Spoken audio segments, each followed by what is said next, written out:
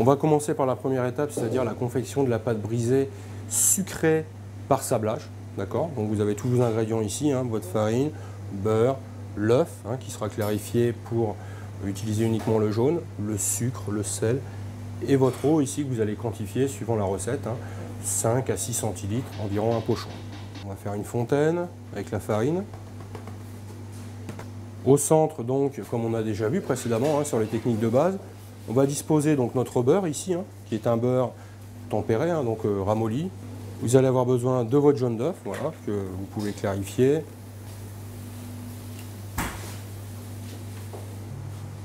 On va conserver son blanc pour une autre utilisation, hein, au frais. Et là maintenant, l'étape suivante consiste à incorporer le jaune d'œuf dans le beurre. Voilà, donc mélange du bout des doigts, hein, de façon à obtenir un mélange homogène. Voilà, donc ensuite, hein, comme vous connaissez, on va rassembler la farine dessus. Et puis, voilà, former des petites boules dans un premier temps. Et ensuite, réaliser le sablage avec les deux mains. Voilà, hein, comme ça, effectivement, sans trop chauffer, sans chauffer la pâte, hein, pour éviter de brûler la farine, comme on dit. Hein. Voilà, donc un sablage léger entre les mains. Avec ce mélange. Faire à nouveau une fontaine. Voilà, une fontaine, de façon à pouvoir y disposer la quantité d'eau voulue, hein, mélangée avec le sel et le sucre. Donc 5 à 6 centilitres d'eau, hein. Voilà, un pochon, c'est bien. Le sucre, voilà. On récupère bien tous les parties de sucre voilà, qui peuvent coller au récipient. Une pincée de sel, hein, c'est important le sel. Et maintenant, on va mélanger, voilà, en prenant, alors, par l'intérieur, voilà, comme ça, par l'intérieur, et puis vous mélangez un petit peu l'ensemble. Là, elle commence à prendre une bonne consistance. Hein. Ouais. Donc, dès qu'on arrive à une pâte homogène, comme ça, la dernière action, Myriam, qu'il vous reste à faire. Alors, avant, il faut la fraiser. En 4 ou 5, voilà. Voilà, avec la paume de la main, 4 ou 5 fois, voilà. Une fois que c'est fait, voilà, on va reformer une boule, vous avez un peu de farine, là, voilà, pour pouvoir la stocker ensuite. Hein. Ça, vous la tamponnez un peu avec la farine. Bon, je vais regarder. Alors, là, on a une pâte, là, qui est jolie, et voilà, pour voir si elle est trop sèche ou pas, je fais ça. Et là, j'ai pas de craquellement, vous voyez, j'ai pas de craquement de pâte, donc là, elle est bien. Elle n'est pas trop fluide, elle n'est pas trop sèche, elle est bien. On va passer à la suite. Donc vous avez votre pâte là qui est en train de reposer. Elle a reposé combien de temps? Une demi-heure. On va donc pouvoir passer à l'étape suivante, c'est-à-dire abaisser la pâte pour pouvoir foncer notre cercle ici.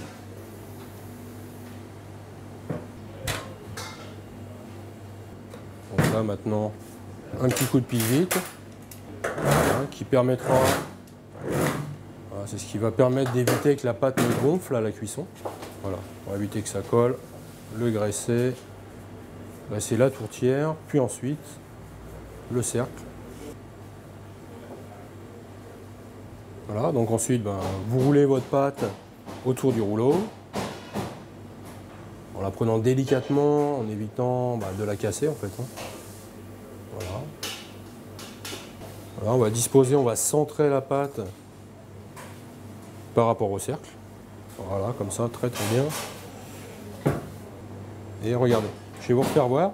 Ce qui est super important, c'est ça. On va avoir une pâte qui soit bien d'équerre. Vous voyez, voilà, je vais prendre ma pâte ici et là, avec mes deux index, j'appuie dans le fond.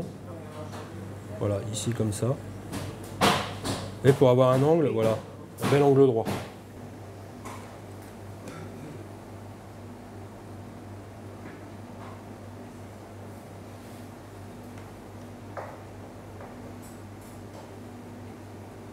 Voilà, et après, tu vois, après tu prends ton rouleau. Là, une fois que tu t'assures qu'il est comme ici, vous voyez, peut-être des petites irrégularités, mais ça va se rattraper après. Là, voilà, vous aplatissez le rouleau pour couper l'excédent de pâte qu'il y a tout autour. Et là, voilà, on va récupérer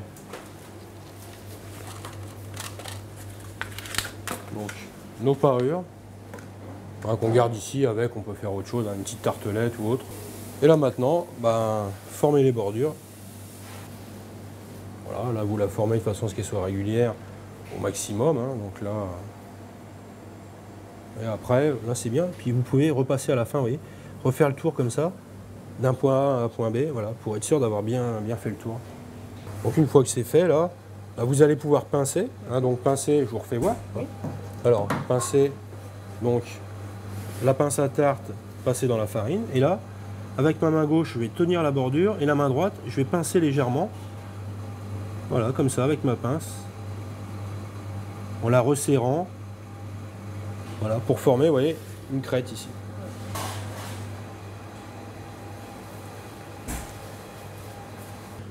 Donc là, l'action qu'on a fait, donc on a donc travaillé la pâte hein, pour foncer. Donc maintenant, il y a besoin de repos au frais, encore une demi-heure. Voilà.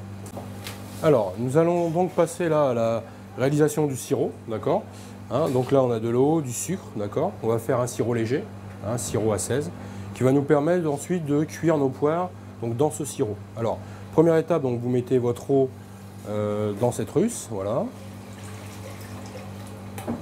Ensuite, votre sucre.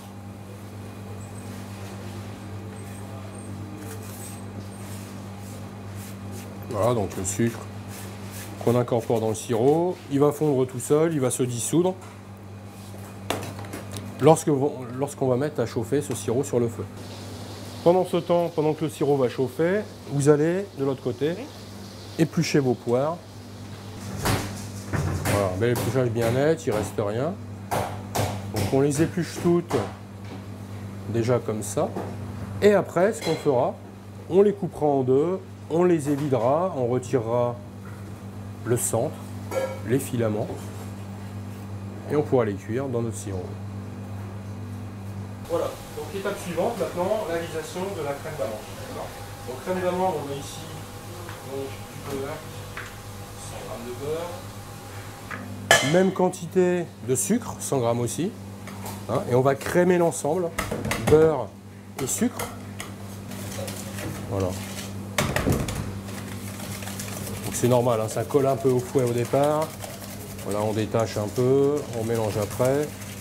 Et puis on met 100 g d'œuf, sachant qu'un œuf fait à peu près 50 g. Donc x2, on a la même quantité. Et on va alterner, vous voyez, on va aussi incorporer la crème, la poudre d'amande ici, la moitié de la poudre d'amande. Et puis après, on reviendra, on mettra l'autre œuf, puis le restant de la crème d'amande. Et une fois mélangé, ben, on n'aura plus qu'à ajouter quoi ouais, le dernier ingrédient dont je n'ai pas parlé tout à l'heure, mais qui était bien là, hein, c'est notre rhum, hein, puisque ça fait partie de la recette Bourdaloue, hein, dans laquelle on ajoute ici 4 centilitres de rhum. Hein, c'est ce que vous avez mesuré. Voilà, donc là on est bien. Hein, après, vous avez bien corné, on va mettre un film dessus, puis on va remettre ça au frais. Donc là, on a nos poires qui ont été cuites, hein, qui ont été refroidies en cellules de refroidissement dans leur sirop. Hein, donc là, elles sont cuites, elles sont froides. On va tout d'abord les égoutter, d'accord. Les égoutter, bon, on peut mettre sur du papier absorbant. Hein. Alors, en parallèle, ce qu'on va faire, on a notre crème d'amande qui est ici, on va la mettre dans une poche à douille, hein, avec une douille de ce diamètre-là, hein. Diamètre 8-10, vous voyez, assez gros. Voilà, donc on ramasse bien, voilà, tout ce qui reste dans la calotte, voilà.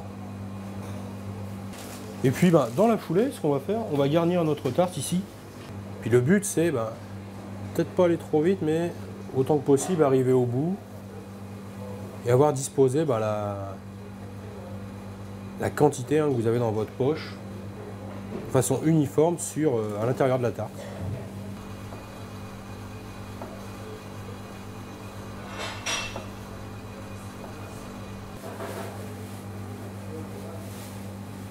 Voilà. Après, l'idée, c'est, quand on va couper les parts, c'est une tarte qu'on va couper en 8. Et sur chaque part, on aura moitié poire, moitié crème d'amande. Donc c'est de mettre une poire, laisser à peu près le même espace en crème d'amande. Là, une autre poire, à peu près le même espace en crème d'amande. Voilà, autant que possible.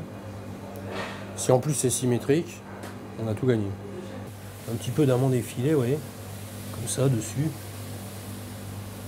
Hein. On va pas mettre tout ce qu'il y a dans la barquette. Hein.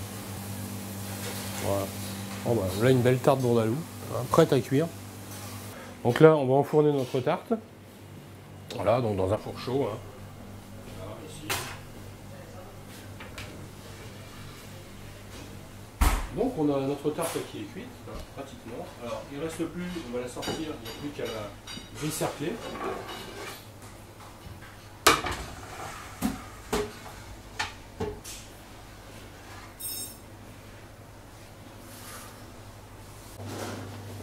Là il s'est passé à peu près 35 minutes de cuisson. Là.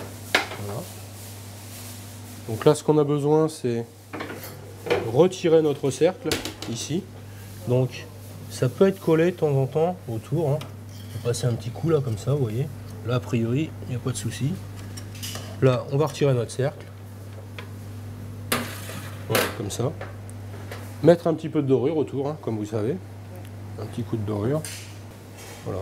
En fait, c'est surtout sur le tour. En fait, le dessus n'est pas obligatoire pour la dorure, mais surtout un petit peu autour.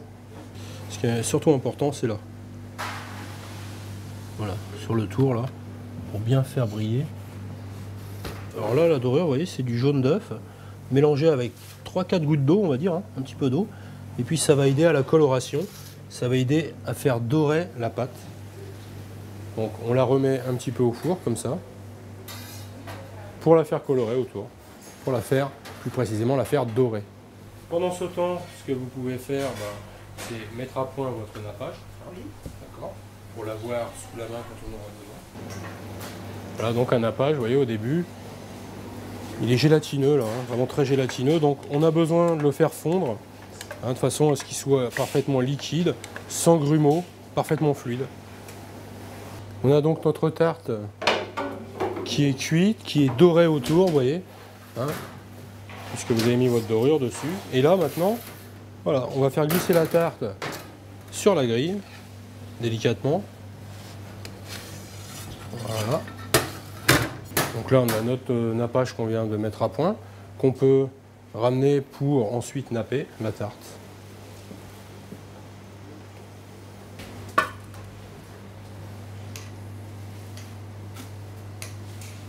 Voilà, donc une belle tarte bourdaloue, nappée, on peut aussi dire lustrée, vous voyez. Donc ça la met en valeur, elle est brillante. Et maintenant, on va débarrasser, on va dresser notre tarte sur un plat, donc avec papier dentelle. C'est toujours un peu délicat ce moment. Je ne vais pas casser la tarte.